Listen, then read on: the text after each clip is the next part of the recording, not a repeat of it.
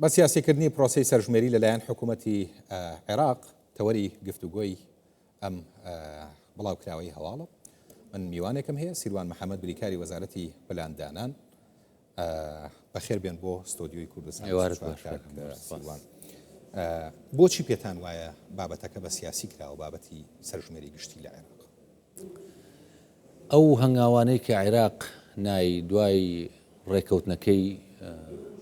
12/11 2024 یان بڕیارەکەی ئەنجومەنی وەزیرانی فیدراڵ کە لەسەر بنەمای نووسراوەکەی ڕێزدار سەرۆکی حکوومەتی هەرێمی کوردستان درا، ئەو خاڵانەی ئێوە ئێستا باشتان کرد لە خەبەرەکە، ئەبوایە هەرڕێک دوای تەواوبوونی کاری مەیدانی سەرژمێری ئەو خاڵانە جێبەجێ بکرێن، ئەبوایە ناردنی ئەو بڕە بودجەیە کە داوا کرابوو پێش دەستپێکردنی سەرژمێری بنێردرێ، ئەبوایە دوای تەواوبوونی سەرژمێری لە یەک بەستنەوەی داتاکان دەست پێ بکە، ئەبوایە پێشتر داتا سنتەر دابمەزرێ بۆ ئەوەی داتاکان وەرگرین بە پێ ڕێکەوتنەکە لە هەمان کاتکە گاتە بەغا بگاتە هەولێریشیان دوای یەک خولەک. ئەمانە هیچیان جێبەجێ نەکران. زۆر هەوڵی جددی درا دوای ئەوە لەلایەن ئێمەوە لە وەزارەتی پلاندانان، دووجار سەردانی وەزیری پلاندانانی فیدراڵم کرد لە بەغا، ئەویش هاوڕا بوو کە بێ ئەوان خاڵانە جێبەجێ بکرێ و کاتە. دوای ئەوە جەنابی وەزیری پلاندانان و من 12 نووسراوی جیامان نرد لە 12 مانگی ڕابردوو، ینی واتە هەر مانگەیە تقریبا نووسراوێکمان نردووە تا گەیشتە و مەرحەلەیە ئیستا ئەوان لە 27/11 ئەنجامەکانی کۆتایی سەرژمێری ڕابگەێنن و ئەمە وای لێ کردین کە داوا لە جەنابی سەرۆکی حکوومەت بکەین نووسراوی ئاڕاستەی سەرۆک وەزیرانی عێراق و هەروەها سەرۆک کۆمار بکرێ بۆ ئەوەی جەختکەینەوە لەسەر جێبەجێکردنی ئەو خاڵانەی کە پێشتر ڕێکەوتنی لەسەر کراوە و بڕیاری ئەنجومەنی وەزیرانی فیدراڵیشی پێدەرچووە. ئەمە هەمووی لە سەرەتاوە ئێمە بۆ ئەو داواکاریانەمان هەبوو بۆ ئەوەی بە سیاسیکردنەکەی کە ئێمە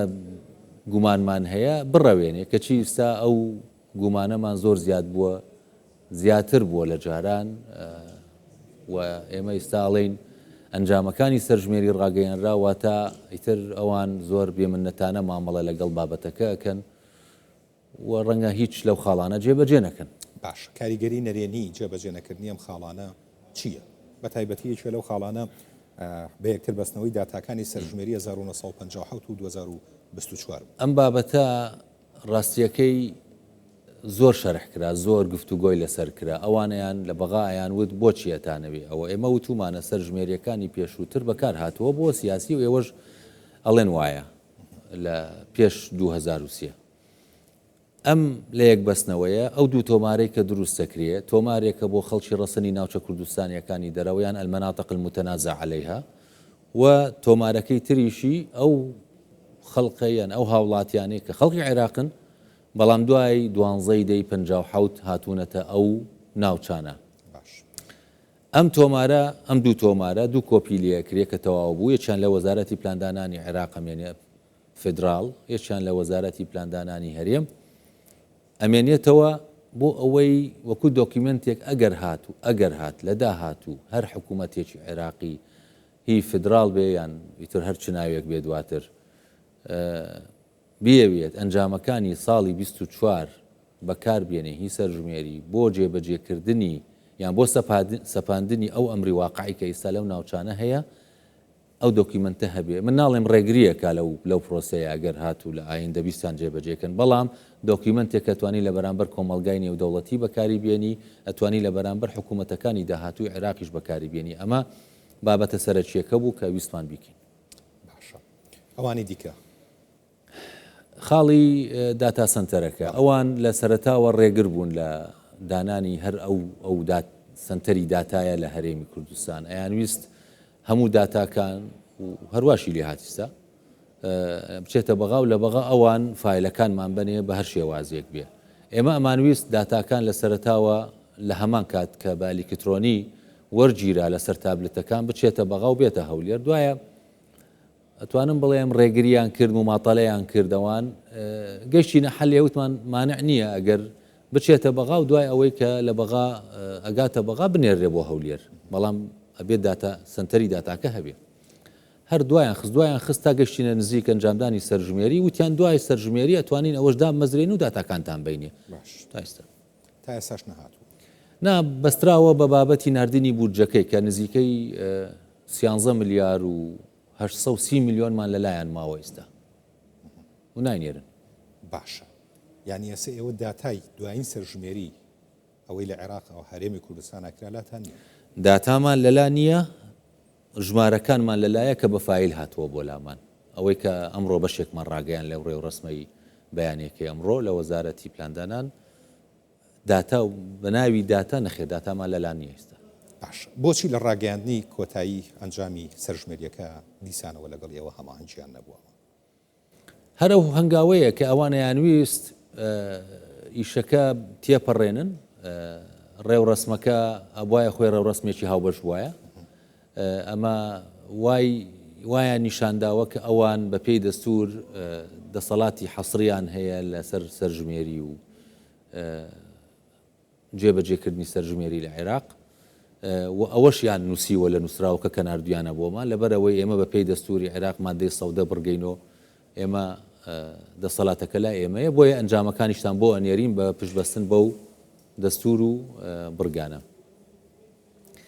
هەرواش بووە ینی حکوومەتی فدرال هەروە مامەڵی لەگەڵ هەرێمی کوردستان کردووە بۆیە من لە ماوەی 3 مانگی ڕابردوو پەیوەندیەکانی ڕاستەوخۆی جاران وەکو جاران کە هاوکار بووین ئەوەم هەڵپەساردووە ئێستا لەگەڵ وەزارەتی پلاندانانی عێراق تەنها بۆ کاروباری فەرمی زۆر کەم نەبێ چاوەڕوانی ئەنجامەکانی نووسراوەکانی جەنابی سەرۆکی حکوومەتین بۆیان کە جەختی کردووە لەسەر جێبەجێکردنی ئەو بڕگانەی هاتوون و تەنانەت ئێمە لە وەزارەتی پلاندانان داواشمان کردووە ئەمە ببێتە بڕگەیەکی سەرەکی لە گفتوگۆی پێکەنانی کابینەی نوێی حکوومەتی فدرال بۆ ئەوەی ئەنجامی ئەو گفتوگۆیانە یان ئەو ڕێکەوتنانە گەر هەموو ڕێکەوتنێک بۆ شێوازە بڕوە ئێوە تا هیچ معنایەک نامێنێ بۆ هاوبەشی لەگەڵ ینی چارەنووسیان هاوشەوەی ئەو ڕێکەوتنە وەکە مەسەرەن وەزارەتی پلاندانانیش لەگەڵ وەزارەتی پلاندانانی عێراقی کردووە زۆر جار یەنە ناو گفتوگۆکان و ڕێکەکەون و ئیمزاشەکەن و وەرەقەی هاوبەشیش هەیە بەڵام دوجار پەشیمانە بنەوە لە ڕێکەوتنەکانی بڵێوانە پرسیارەکەم ئەوەیە بۆ دوای ئەمە